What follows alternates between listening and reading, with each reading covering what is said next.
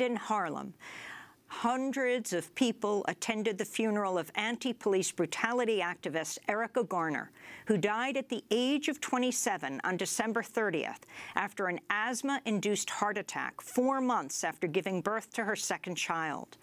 Erica's father, Erica Garner, was killed when police officers in Staten Island wrestled him to the ground, applied a fatal chokehold in 2014.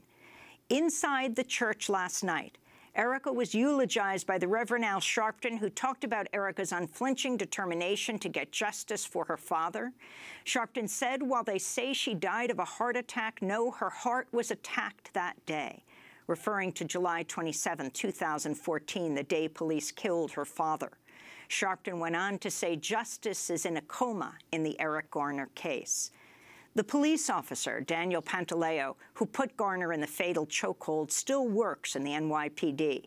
There have also been no federal civil rights charges brought against him and others responsible for Erica Garner's death. Also attending the funeral, hip-hop artist and actor Common, and the father of Michael Brown, killed by a white police officer in Ferguson, Missouri, 2 weeks after Erica Garner was killed in Staten Island. There was conflict in the midst of the funeral last night over the exclusion of Erica's grandmother, Erica Garner's mother, Gwen Carr, causing a number of people to leave, including a group of mothers of children killed by New York police, like Kadiatou Diallo, the mother of Amadou Diallo. A number of New York police officers escorted Erica's coffin out of the church. After the funeral, several dozen Black Lives Matter activists took to the streets. One person was arrested. Before they marched, I spoke to QB of Shut It Down NYC, a friend of Erica Garner.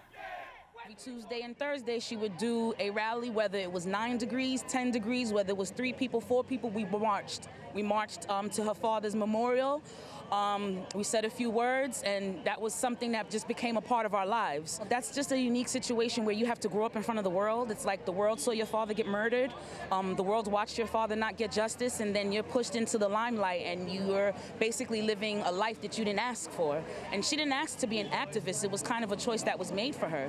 She was demanding what we were all demanding, which is why Pantaleo to be fired, even though he's still collecting a salary. The officer who put That's the her officer father who ultimately killed her, who murdered her father, and he's still actively working with NYPD.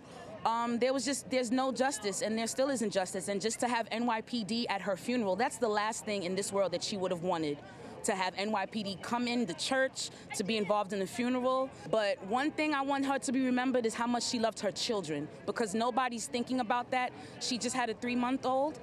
She had an 8-year-old Alyssa. She loved those 2 kids. She loved them for the world. And I want people to just remember that, you know, she wanted justice, she never got it, and she died never getting it. But the fight is not over. It's not over. What do we want? Justice! What do we want? Now! What do we want? Justice! What do we want? Now! If we don't get it, shut it down!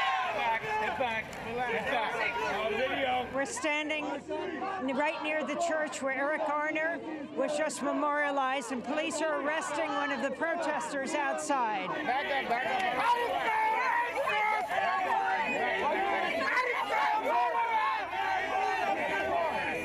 The man is still being paid who murdered Erica Garner. Please keep that in mind. That man is still on salary with the NYPD, and his daughter is now dead. Show some respect for the dead. That's Valerie Ross, one of scores of protesters who took to the streets after the funeral of Erica Garner. She will be laid to rest today in Linden, New Jersey.